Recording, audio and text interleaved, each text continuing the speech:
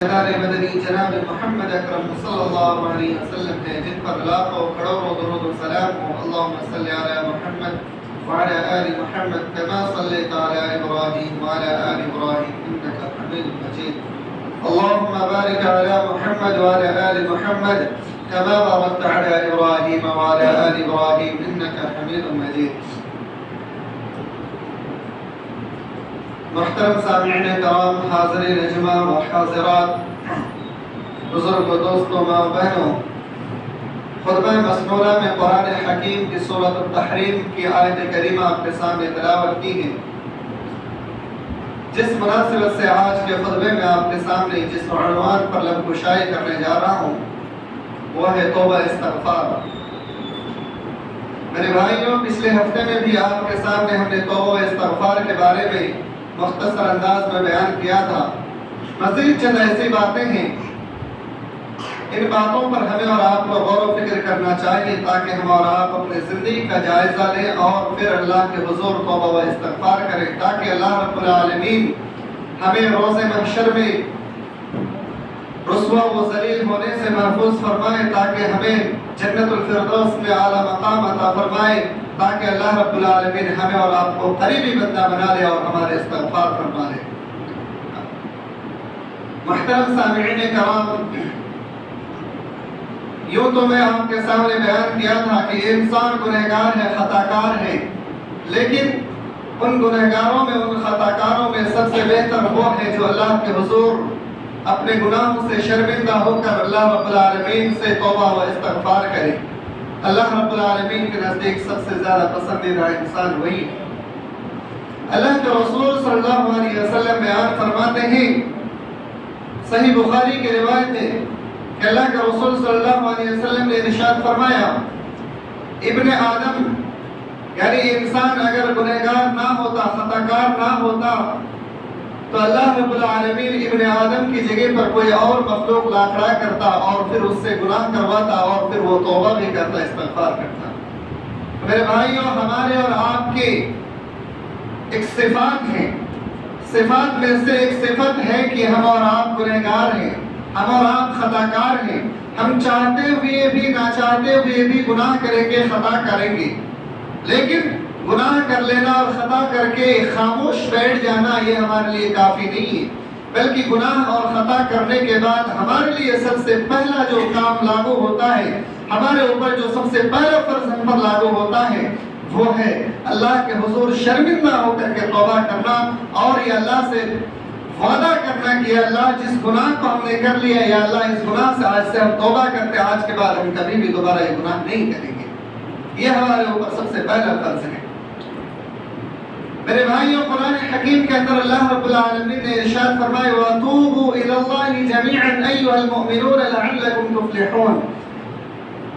تمام مومنوں کو اللہ رب العالمین مخاطب کر کے فرمایا، وَتُوبُوا إِلَى اللَّهِ جَمِيعًا، اے مومنوں تم سب کے سب ایک ساتھ اللہ رب العالمین کے حضور توبہ کرو۔ تمام لوگوں کو اللہ رب العالمین نے حکم دیا، تمام مومنین کو حکم دیا کہ تم سب کے سب اللہ کے حضور توبہ کرو، ایھا المؤمنون لعلکم تفلحون، تاکہ تم کامیاب ہو جاؤ۔ تو میرے بھائیوں، کامیابی کی ایک سیڑھی یہی ہے کہ ہم اور آپ اللہ کے حضور توبہ کریں۔ اگر ہمیں اور آپ کو کامیاب ہونا ہے تو ہمیں توبہ کرنا ہوگا، اپنے گناہوں پر شرمندہ ہونا ہوگا۔ اگر ہم اپنے گناہوں سے توبہ نہیں کرتے، شرمندہ نہیں ہوتے ہیں، تو پھر ہم کامیاب نہیں ہو سکتے۔ تو کامیاب ہونے کے لیے سب سے پہلی چیز ہے کہ ہم اور آپ اللہ رب العالمین کے حضور توبہ کریں اور شرمندہ ہو جائیں۔ میرے بھائیوں، عرب میں چند ایسے بھی مشرکین ہوا کرتے تھے جو قتل و غارت، خون ریزی اور بدکاریوں میں اتنا زیادہ ملوث ہو چکے تھے کہ جس کا کوئی انتہا نہیں، اتنا زیادہ گناہوں میں وہ ڈوب چکے تھے۔ لیکن اس کے دل میں یہ خیال آیا کہ یہ محمد رسول اللہ صلی اللہ علیہ وسلم جس دین کی طرف دعوت و تبلیغ کر رہا ہے، اگر اس دین کو ہم فالو کر لیں تو پھر ہمارے گناہ بھی ختم ہو سکتے ہیں۔ لیکن اس کی ہمت نہیں ہو رہی تھی کہ کیسے اللہ کے حضور جا کر کے ہم لوگ توبہ کر لیں۔ وہ لوگ مایوسی کے عالم میں آ گئے۔ پھر اللہ رب العالمین نے قرآن حکیم میں ایک آیت کریمہ نازل فرما دی، فرمایا، قل یا عبادی الذین اے ایمان والو، اے ایمان والو، اے میرے بندو، عبادی الذین اسرفوا علی انفسہم، اپنے نفس پر تم لوگ غمگین نہ ہو، لا تقنطوا من رحمت اللہ، اور اللہ کی رحمت سے نا امید نہ ہو۔ اللہ رب العالمین نے نا امید ہونے سے منع فرمایا، ان اللہ یغفر الذنوب جميعا، تم نے نہ جانے کون کون سے گناہ کیے ہیں، کون کون سے خطائیں کی ہیں، تم نے قتل کیا، تم نے لڑائی کی، تم نے ڈاکہ زنی کی، تم نے سود خوری کی، تم نے ناپ تول میں کمی کی، تم نے بدکاریاں کی، تم نے جھوٹ بولا، تم نے ماں باپ کی نافرمانی کی، تم نے بیویوں کے حقوق ادا نہیں کیے، بیویوں نے شوہروں کے حقوق ادا نہیں کیے، نہ جانے کون کون سے گناہ کیے، لیکن اللہ کی رحمت سے نا امید نہیں ہونا ہے، اللہ کی رحمت سے کبھی بھی نا امید نہیں ہونی ہے۔ اللہ رب العالمین فرماتا لا تقنطوا من رحمت اللہ ان اللہ یغفر الذنوب جميعا، اللہ رب العالمین تمہارے ساری خطاؤں کو معاف کر دے گا بشرطے کہ تم اللہ کے حضور شرمندہ ہو کر کے توبہ کر لو کہ اللہ ہم نے جو جو گناہیں کی ہیں، جو جو خطائیں کی ہیں، آج کے بعد سے ان خطاؤں کو، ان گناہوں کو دوبارہ نہیں دہرائیں گے، یہ اللہ تو اسے معاف فرما دے۔ میرے بھائیوں، اللہ سبحانہ و تعالی نے سورہ بقرہ کے اندر ایک مقامات پر ارشاد فرمایا، بڑی عجیب بات ہے، وَمَنْ أَظْلَمُ مِمَّنْ مَنَعَ مَسَاجِدَ اللَّهِ أَنْ يُذْكَرَ فِيهَا اسْمُهُ وَسَعَىٰ فِي خَرَابِهَا۔ اللہ سبحانہ و تعالی نے مساجد کے بارے میں ارشاد فرمایا کہ دنیا میں ایک ایسے بھی شخص ہے جو اس شخص سے بڑا ظالم کوئی نہیں ہے، اس شخص سے بڑا ظالم کوئی نہیں ہے۔ وَمَنْ أَظْلَمُ مِمَّنْ مَنَعَ مَسَاجِدَ اللَّهِ، جو شخص اللہ کی مساجد میں آنے سے لوگوں کو روکے، اللہ کی مساجد میں آنے سے جو شخص روکے، اس شخص سے بڑا ظالم دنیا میں کوئی ہے ہی نہیں، اور اس کی سزا یہ ہے کہ وہ انسان دنیا میں بھی ذلیل و رسوا ہوں گے اور آخرت میں اس کے لیے دردناک عذاب ہے۔ میرے بھائیوں، ایسے شخص بھی اللہ کے حضور اگر توبہ کرتا ہے، ایسے شخص بھی اللہ کے حضور اگر شرمندہ ہوتا ہے تو اللہ رب العالمین ایسے انسان کو بھی معاف فرما دیتا ہے۔ فتح مکہ کے موقع ہے، فتح مکہ کے موقع پر اللہ کے رسول صلی اللہ علیہ وسلم کو جن جن لوگوں نے مسجد حرم میں عبادت کرنے سے روکا تھا، جن جن لوگوں نے بیت اللہ کے اندر داخل ہونے سے روکا تھا، فتح مکہ کے موقع پر وہ تمام کے تمام لوگ ایمان لے آتے ہیں اور اللہ کے حضور توبہ کر کے اللہ سارے لوگوں کو معاف فرماتے تھے، اور اللہ کے رسول صلی اللہ علیہ وسلم فرماتے ہیں آج رحم کرنے کا دن ہے، آج معاف کرنے کا دن ہے، جاؤ تمہاری خطائیں تمہیں معاف کر دی گئی، تم پر رحم کر دیا گیا۔ سبحان اللہ۔ جن لوگوں نے اللہ کے رسول صلی اللہ علیہ وسلم کو ہمارے اپنے گھر سے نکلنے پر مجبور کیا تھا، اپنے گھر سے ہجرت کرنے پر مجبور کیا تھا، اپنے وطن سے، اپنے خاندان کو، اپنے آبائی وطن کو چھوڑنے پر مجبور کیا تھا، اور بالخصوص بیت اللہ کی عبادت کرنے سے روکا تھا اور مدینہ جانے پر مجبور کیا تھا، ایسے لوگوں کو بھی اللہ رب العالمین نے معاف فرما دیا۔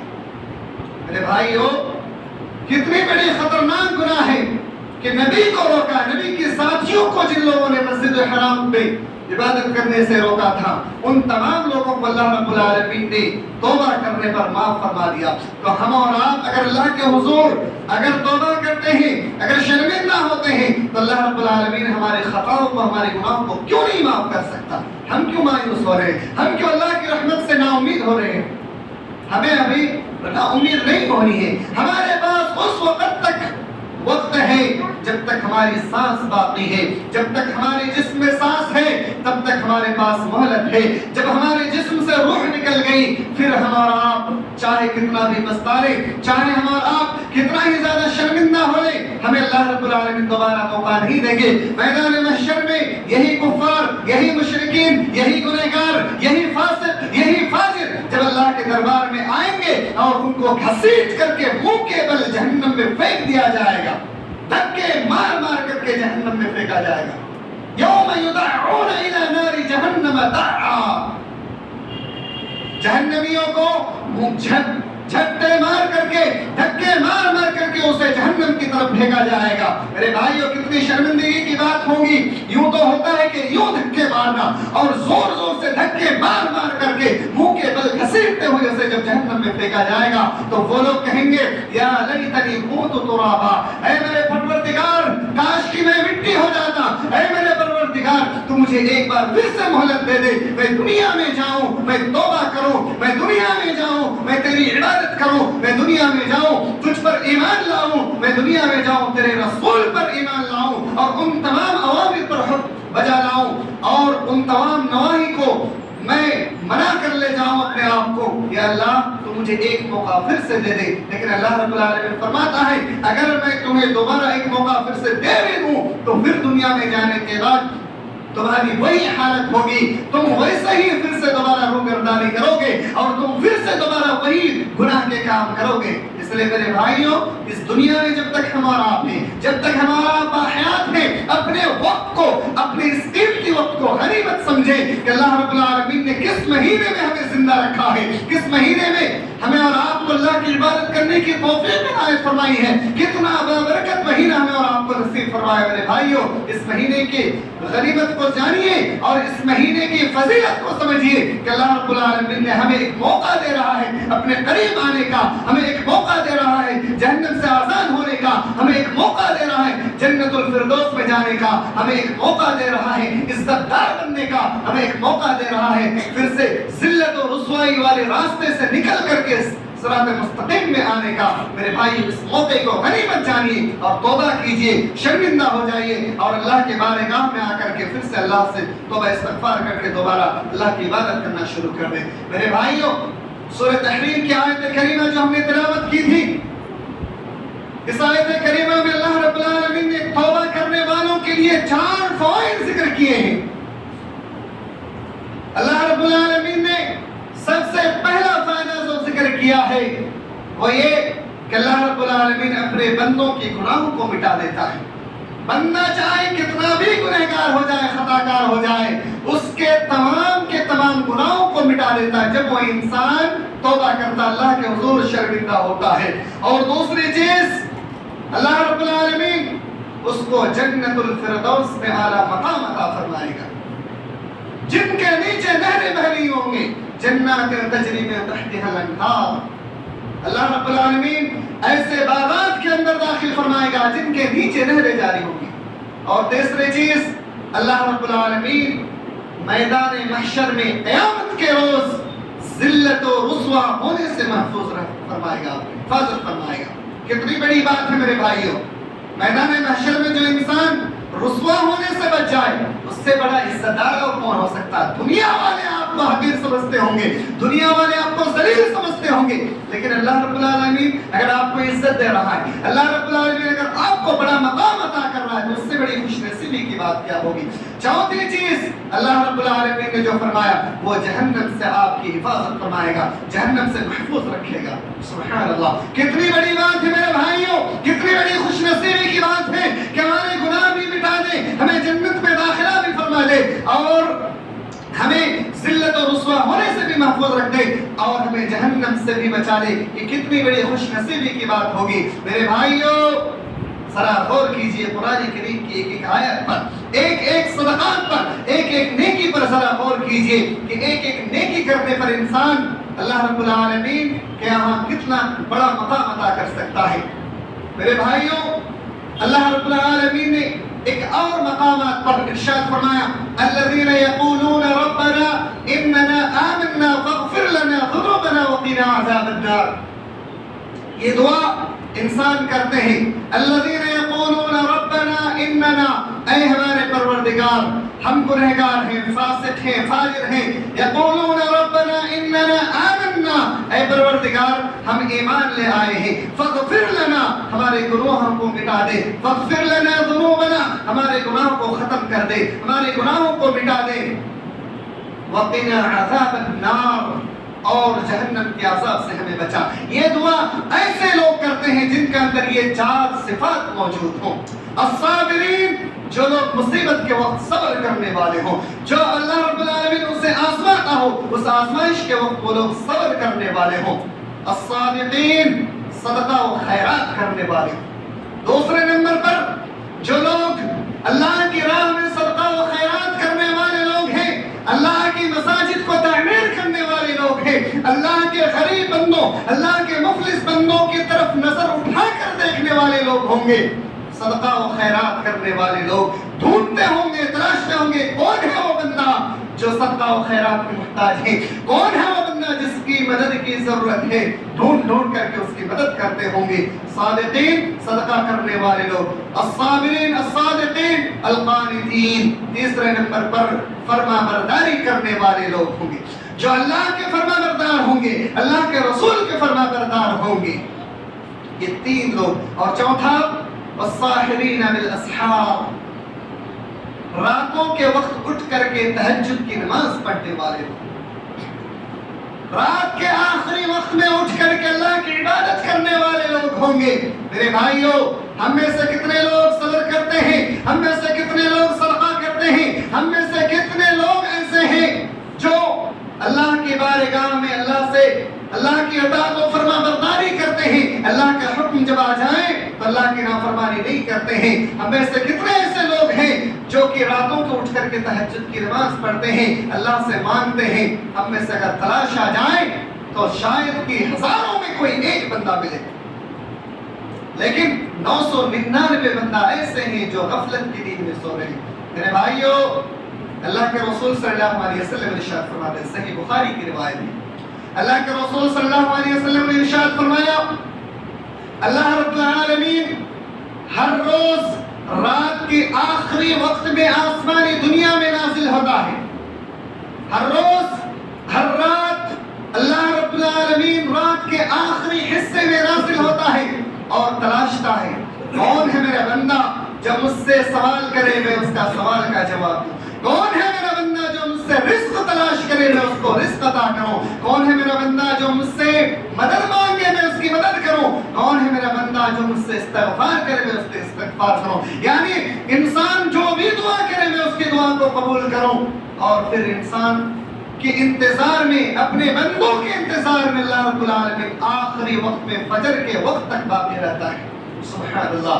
मेरे भाइयों, कितने ज्यादा हम लोग गाफिल हैं, कितना ज्यादा बदनसीब हैं कि अल्लाह रब्बुल आलमीन जिसको हमारी तौबा से कोई मतलब नहीं है, जिसको हमारी नेकी से कोई फायदा नहीं है, जिसको हमारी अच्छी इबादत से या बुरे कामों से कोई फायदा नहीं है, बस अल्लाह रब्बुल आलमीन हमें अपने फायदे के खातिर अल्लाह रब्बुल आलमीन चाहता है कि तुम अपना फायदा तलाशो, तुम अपने लिए रिस्क तलाशो, तुम अपने लिए जन्नत तलाशो, तुम अपने लिए मग़फ़िरत तलाशो, तुम अपने लिए बेहतर जिंदगी तलाशो। अल्लाह रब्बुल आलमीन हमें ऑफर कर रहा है, लेकिन हम लोग बदनसीब हैं, हम लोग कितना कमबख्त हैं कि हम लोग अल्लाह रब्बुल आलमीन की इस ऑफर को ठुकरा करके ख्वाब गफलत में सो रहे हैं। मेरे भाइयों, कितनी बड़ी बदनसीबी हो सकती है। वस्साहिरीन बिल अस्हार, रात के वक्त में तहज्जुद की नमाज पढ़ने वाले, ये चौथे इंसान हैं जो अल्लाह रब्बुल आलमीन के यहाँ ऐसे दुआ करते हैं, अल्लज़ीना यक़ूलूना रब्बना इन्नना आमन्ना फ़ग़फ़िर लना ज़ुनूबना व क़िना अज़ाबन्नार। ऐ रब, ऐ हमारे परवरदिगार, हम तुझ पर ईमान लाए हैं, हमारे गुनाहों को मिटा दे और हमें जहन्नम के अज़ाब से बचा। मेरे भाइयों, ये चार सिफात अपने अंदर मौजूद कर लीजिए, ये चार सिफात को अपने अंदर अपनाइए और इन चार सिफातों पर अमल करने की भी कोशिश कीजिए। मेरे भाइयों, चंद छोटी छोटी ऐसी इबादत जो मामूली इबादत है, लेकिन अल्लाह रब्बुल आलमीन के यहाँ कितनी बड़ी इबादत है, आप जरा गौर कीजिए और अपने अंदर नजर दौड़ाइए। अल्लाह के रसूल सल्लल्लाहु अलैहि वसल्लम इरशाद फरमाते हैं, हज़रत अनस बिन मालिक रज़ियल्लाहु तआला अन्हु इस हदीस के रावी हैं, सही मुस्लिम की रिवायत है। अल्लाह के रसूल सल्लल्लाहु अलैहि वसल्लम फरमाते हैं कि एक बंदा सहराओं में सफर कर रहा होता है, उसके पास एक ऊंटनी होती है और उस ऊंटनी में उसका खाने पीने का सामान होता है। चलते चलते अचानक उस इंसान से वो ऊंटनी गायब हो जाती है, दूर कहीं भाग जाती है। वह इंसान खाने के लिए, पीने के लिए तरसता है, सहराओं में कोई उसका सहारा नहीं, और जाकर के वह इंसान एक दरख्त के नीचे बैठ जाता है, मायूस हो जाता है और अपने मौत को याद करने लगता है कि मेरे पास मौत के अलावा कोई दूसरा रास्ता है ही नहीं। फिर इतने में जब थके हारे परेशान होकर के अचानक उस इंसान के पास उसकी ऊँटनी दोबारा वापस लौट आ जाए और वो इंसान उस ऊँटनी की लकीर को पकड़ ले और फिर से उसको एक जिंदा रहने की एक उम्मीद मिल जाए और खुशी से वो कह बैठे, ए अल्लाह, ए अल्लाह, तू मेरा बंदा, मैं तेरा अल्लाह। अल्लाह से कह बैठे, तू मेरा बंदा, मैं तेरा अल्लाह। इतनी इतनी बड़ी गुनाह करने के बाद भी अल्लाह रब्बुल आलमीन उससे खुश हो जाता है, क्योंकि उसने अल्लाह का शुक्र अदा किया, क्योंकि उसने अल्लाह का शुक्र अदा किया। शुक्र अदा करने की वजह से अल्लाह रब्बुल आलमीन उसके गुनाहों को खत्म कर देता, मिटा देता। अल्लाह रब्बुल आलमीन कितना खुश होता है। अल्फाज कितना खतरनाक है। अल्लाह हमारा परवरदिगार है, अल्लाह को अपना बंदा बना दिया और बंदा खुद को अल्लाह का, अपने आप को अल्लाह बना दिया। फिर भी अल्लाह रब्बुल आलमीन ने उसके गुनाहों की, उसके अल्फाज की मुआखजा नहीं किया, क्योंकि अल्लाह रब्बुल आलमीन दिलों का मालिक है कि ये बंदा कहना क्या चाहता है लेकिन जुबान से कह क्या बैठा है। इसलिए अल्लाह रब्बुल आलमीन उसके इस गुनाह का मुआखजा नहीं करता, बल्कि उसको अल्लाह रब्बुल आलमीन मज़ीद अता करता है और उसे खुश रखता है। मेरे भाइयों, इसी तरीके से हज़रत अबू सईद अल-खुदरी रज़ियल्लाहु तआला अन्हु की रिवायत है, सही बुखारी की रिवायत, अल्लाह के रसूल सल्लल्लाहु अलैहि वसल्लम फरमाते हैं कि बनी इस्राइल में एक ऐसा शख्स था जिसने 99 कत्ल किया था, और फिर उसने मशवरा तलब करने के लिए एक राहिब के पास जब पहुंचा, उसने कहा कि 99 कत्ल करने के बाद आए हो कि अल्लाह तुम्हें माफ कर देंगे, इतने खतरनाक गुनाह, इतना बड़ा जुर्म करके तुम आए हो, लिहाजा तुम्हें अल्लाह माफ नहीं कर सकता। तो उसने कहा जब अल्लाह मुझे माफ करेगा ही नहीं तो इस इंसान का जिंदा रहने का क्या फायदा, उस इंसान को भी कत्ल कर बैठे। अब 100 पूरे हो जाते हैं। उसने गलत मशवरा दिया और अल्लाह की रहमत से ना उम्मीद किया, लिहाजा उसने उसे भी कत्ल कर दिया। फिर उसने सोचा इससे बड़े किसी आलिम के पास में जाऊं, जाकर के मशवरा तलब करूं। बड़े आलिम के पास, बड़े राहिब के पास जब वो पहुंचते हैं तो उससे जब मशवरा तलब करते हैं तो वो कहते हैं कि तुम्हारे पास अभी भी रास्ता है, तुम ऐसा करो, जिस बस्ती में तुम रह रहे थे वो बस्ती बुरे लोगों की बस्ती है, तुम फला बस्ती की तरफ चले जाओ, वहां पे अच्छे लोग रहते हैं, नेक लोग रहते हैं, ये उस बस्ती का रुख कर लेते हैं, उस बस्ती का रुख कर लेते हैं। सिर्फ दिल में अल्लाह का खौफ पैदा होता है, इसी खौफ की बिना पर अल्लाह के रास्ते की तरफ वो निकल पड़ते हैं, नेक लोगों की तरफ निकल पड़ते हैं, रास्ते में चलकर उसका इंतकाल हो जाता है। और अभी रास्ते में होते हैं कि फरिश्तों, 2 फरिश्ते आते हैं और दोनों के दरमियान झगड़ा हो जाता है। ये लंबी हदीस आपको मालूम है मेरे भाइयों, 2 फरिश्तों के दरमियान झगड़ा हो जाता है। अल्लाह रब्बुल आलमीन उस शख्स के साथ जो सबसे बड़ी रहमत की उम्मीदवार जो होता है उसको इतना बड़ा रहमत अता करता है। इस पर गौर कीजिए मेरे भाइयों, उस शख्स ने सिर्फ दिल में तौबा करने की नियत की थी और अल्लाह के करीबी बंदा बनने की कोशिश की थी। इसी बिना पर अल्लाह रब्बुल आलमीन ने जमीन को, जिस तरफ से वो आ रहे थे वो जमीन अभी कम थी और जिधर जाना था उधर की मुसाफत ज्यादा थी, लिहाजा इधर की जमीन को चौड़ी कर देते हैं और उधर की जमीन को कम कर देते हैं, यानी अच्छाई वाली जमीन के करीब कर देते हैं और बुरे वाली जमीन की तरफ, जिस तरफ बुरे लोग रहते थे उस जमीन की लंबाई को बढ़ा देते हैं और फिर फरिश्ते उसको नेक लोगों में शामिल करके लेके चले जाते हैं। मेरे भाइयों, दिल में नेकी का इरादा करना भी बहुत बड़ी नेकी का काम है। नेकी का इरादा कीजिए, दिल में अल्लाह रब्बुल आलमीन की खशियत को लाइए। अल्लाह रब्बुल आलमीन न जाने कौन सी चीज ऐसी है जिसकी वजह से आपकी मग़फ़िरत कर दे। एक और सही बुखारी की रिवायत में आपके सामने बयान करता हूं मेरे भाइयों, एक इंसान जिंदगी भर गुनाह किया, जिंदगी भर गुनाह करने की वजह से वो शर्मिंदा हो गया और उसके दिल में अचानक अल्लाह का खौफ पैदा हो गया। उसके दिल में एक बात आई, मैंने जिंदगी भर हर तरह का गुनाह किया, मरने के बाद मेरा क्या होगा। लिहाजा उसने एक तदबीर अपनाई। अल्लाह के रसूल सल्लल्लाहु अलैहि वसल्लम फरमाते हैं कि उस शख्स ने एक तदबीर अपनाई। तदबीर ये, अपने बेटे से कहा, ऐ मेरे बेटे, जब मैं इंतकाल कर जाऊं तो मुझे आग में जला कर भस्म कर देना, राख बना देना। जब मैं आग में जलाए जाऊं तो मेरे आग के जलाए हुए उस राख को 2 हिस्सों में तकसीम करना, एक हिस्सा जमीन में से फैला देना और एक हिस्सा को समुद्र में बहा देना। उसके दिल में ये खौफ पैदा हुआ और वो कहने लगा कि अगर ऐसा करोगे तो शायद अल्लाह रब्बुल आलमीन अगर हक है तो मुझे उसका बदला जरूर देगा और नहीं तो मुझे अल्लाह रब्बुल आलमीन तलाश नहीं पाएगा। ऐसा उसने कुछ इरादा किया। फिर उसके बेटे ने ऐसा ही किया। अल्लाह रब्बुल आलमीन ने उस जमीन को हुक्म दिया, ऐ जमीन उसके राख को इकट्ठे कर दो। उस समंदर को फिर हुक्म दिया, ऐ समंदर उसके राख को इकट्ठे कर दो। फिर दोनों को मिला करके अल्लाह रब्बुल आलमीन ने दोबारा उसे जिंदा किया। जिंदा करने के बाद पूछा, ऐ मेरे बंदे, तूने ऐसा क्यों किया? उसने कहा, ऐ मेरे परवरदिगार, मैं तेरे डर से, तेरे खौफ की کی وجہ سے میں نے ایسا کیا تھا، بس اور کوئی وجہ نہیں ہے۔ اللہ رب العالمین نے کہا تمہاری اسی خوف کی وجہ سے جا تجھ سے میں خوش ہو گیا، تمہارے سارے خطاؤں کو معاف فرما دیا۔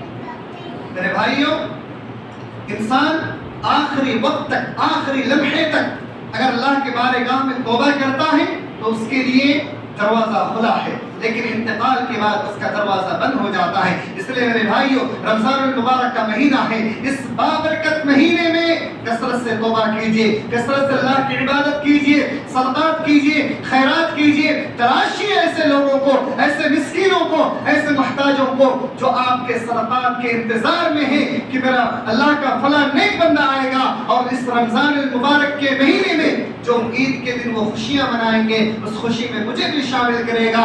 ایسے انسان تلاش میں ہوتے ہیں آپ کے، ایسے انسان انتظار میں ہوتے ہیں آپ کے۔ اس لیے میرے بھائیوں، جو انسان صدقات و خیرات کے مستحق ہے اس انسان تک آپ پہنچیے، تلاشیے، اور آپ کو اللہ نے اگر دولتیں دی ہے تو اللہ کے راہ میں خرچ کیجیے۔ میرے بھائیوں، ان اللہ لا یضیع اجر المحسنین، اللہ رب العالمین آپ کے اس اعمال کو ضائع و برباد نہیں کرے گا، بلکہ اللہ رب العالمین آپ کے اس نیکی کو 700 گنا زیادہ بڑھا کر کے آپ کو اللہ رب العالمین عطا کرے گا۔ اس لیے میرے بھائیوں، رمضان المبارک کا مہینہ ہو یا غیر رمضان ہو، اللہ سے دعا کیجیے کہ اللہ آپ کے گناہوں کو مٹا دے، اللہ رب العالمین آپ کو عذاب جہنم سے محفوظ رکھے، اور آپ صبر کرنے والوں میں سے بن جائیں، صدقہ و خیرات کرنے والوں میں سے بن جائیں، آپ صبر کرنے والوں میں سے بن جائیں، اور آپ فرمانبرداری کرنے والوں میں سے بن جائیں، اور آپ راتوں کے اٹھ کر تہجد کی نماز پڑھنے والا تہجد گزار بن جائیں۔ کہ اللہ سے دعا کیجیے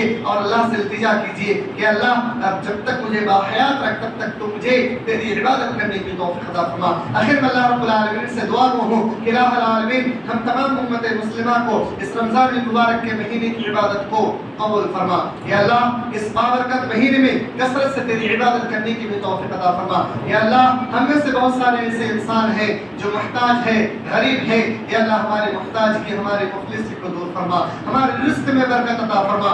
یا اللہ ہم میں سے بہت سارے انسان ایسے ہیں جو اس رحمت کی امید میں ہیں اور اپنے گناہوں کے استغفار کی امید میں ہیں۔ یا اللہ اپنے رحمت میں اور گناہوں کی بخشش میں ہمیں اپنے رحمت کے آغوش میں عطا فرما۔ یا اللہ ہم تمام مسلمانوں کی مغفرت فرما۔ یا اللہ ہم میں سے جو بھی انسان بیمار ہے، پریشان حال ہے، یا اللہ اس کی بیماری کو، اس کی پریشانی کو، اس کی محتاجی کو دور فرما۔ آمین تقبل یا رب العالمین۔ سبحان ربک رب العزة عما یصفون وسلام علی المرسلین والحمد للہ رب العالمین۔